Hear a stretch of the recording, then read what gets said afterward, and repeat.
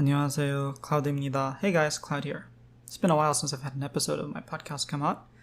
Recently, though, I made a video about the app that basically any person who really wants to get into language learning and language exchange uses. It's HelloTalk. I'm sure a lot of you guys have heard of it. And I talked about how there's pluses and minuses to the app, but in general, if you wanted to use the app to its fullest potential, you'd end up running into a lot of people that aren't very friendly or just straight out weird or creeps. And that really pushes a lot of people away because sometimes, you just want to get corrections, or you want to post, a recording of something to see whether your pronunciation is right or wrong, or just, you want to use the app. And it's unfortunate that it's very difficult to use the app because of the people that are on it. Now, and I get partially because of the reputation it has. But today I want to talk about a different app. I think this app is a total game changer for a lot of people, including myself. It really opens up doors that weren't there before. It's not necessarily a language learning exchange app, but there's a lot of people using it for that. The app is Clubhouse. If you don't know what Clubhouse is, it's a app that for audio chatting. So you go in, there's many different groups that you can join. One very big group for language exchange is called Lingo Lobby or Lingo Lounge, I think. And you can join in. You can make your own rooms. So you can make your own room and you can call it whatever you want, or you can join other people's rooms. There might be a beginner Korean going on, or an intermediate Spanish going on, or beginner German. Those are some of the ones I see very often. I think Dutch is there too, Arabic is there. There's a lot of languages, and you can make your own room.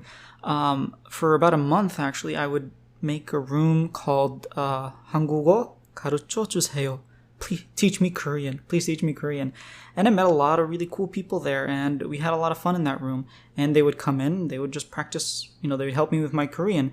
And it was nice because it wasn't just them talking in Korean. It's not like I went into a room with people talking Korean. It was them asking me questions, them trying to get me engaged, and, trying to help me find the most natural way to say something in Korean. And, everybody is already in the mindset that they're going, it's language exchange.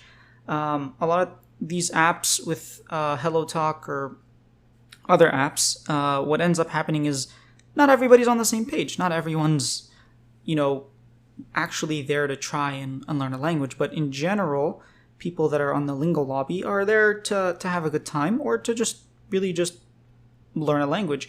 And surprisingly, I wasn't expecting a lot of people to come into my room, but it got pretty big. A lot of people were coming. And I made some friends that I still talk to this day.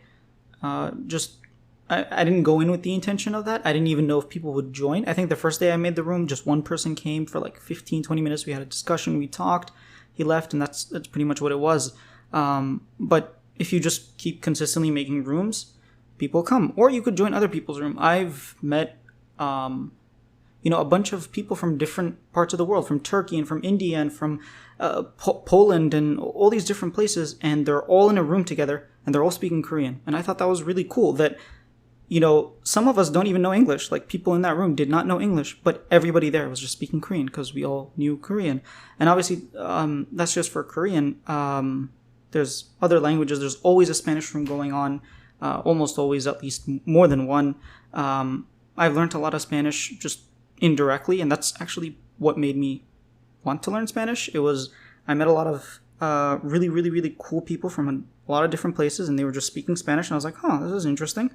And I knew a few words here and there from a Spanish friend that I have, and it was, whenever I would hear it, I'd be like, I know that word. I mean, sleep. But yeah, it definitely puts you in the mood of language learning. Mandarin, Japanese, all those languages are there. I don't want to go on the listing, but the point is, it's a very useful app for practicing. Now, there are beginner classrooms where they teach you, grammar and stuff. I think I don't know if it still goes on or not, but when Clubhouse first became popular, there was these talk to me in Korean study rooms. There's another like Spartan Korean that's going on that I see very often. There's a lot of like rooms to teach Korean for beginners, and I use Clubhouse mainly for Korean. That's why I'm focusing on it. But had I wanted to use a different language, I'm sure I would have found similar resources. Maybe not as much as Korean, because a lot of people like Korean, but I'm sure I would have found, people speaking Japanese. There's always Japanese rooms going on. There's always rooms that are in Mandarin going on, Cantonese. I've met quite a few people from Thailand and from Taiwan. It's a very global app, and it helps because you can actually talk to people and you don't have to be friends with them. That's the nice thing about it, is that sometimes it's like, let's say I know English, Arabic, and Korean, and someone comes up to me and they want to learn, let's just say, Arabic. They're talking to me not with the intention of being my friend or anything like that. For me, it could be a hassle. I don't want to talk to this person in Arabic. Now, I don't think that way. If anyone were to ever want to learn one language that I know, I would be more than happy, more than welcome to talk to them in it. But I know other people might be like, okay, are we friends, or are you just trying to practice the language with me? The nice thing about Clubhouse is that if you go into a group, everyone's intention is to learn that language. Or to, language exchange. There's a bunch of language exchange rooms on there. Actually, one that I didn't expect was Arabic and Spanish, and Japanese to Spanish. Those are some pretty cool groups. But the point is, you are in an environment with a lot of other language learners. And that's something that we miss out on when you just study on your own. You don't get that connection. You don't get other language learners being like, oh, I remember when I was learning Korean, this was one of my, pain points. Now, the downside to that is that it's all audio and you have to put yourself out there and you really have to talk, or else you're not really going to get much benefit. I guess listening is a benefit too, but unless you're out there really like pushing yourself and really trying to talk, you could just mute yourself and not say anything, and then you're not going to get anything out of it. I definitely recommend making rooms, because if you're the moderator, if you're making the rooms in general, you get more opportunities to speak.